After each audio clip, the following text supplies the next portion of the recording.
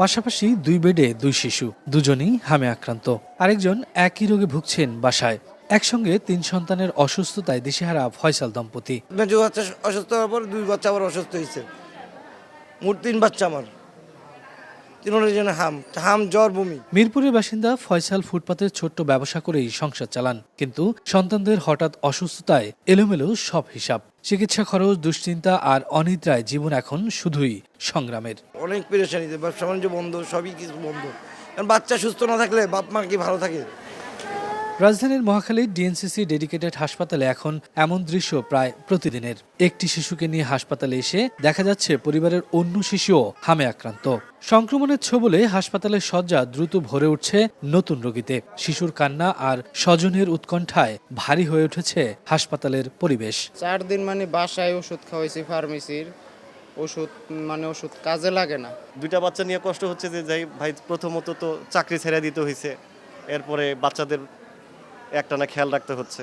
ওটা অসুস্থ, এটা অসুস্থ, এটা একটু ঘুমাইলে ওটার সেবা করি, ওটা একটু ঘুমাইলে এটার সেবা করি। চিকিৎসক বলছেন এখনো কমেনি সংক্রমণ। টিকার ফল পেতে অপেক্ষা করতে হবে আরও 2-3 সপ্তাহ।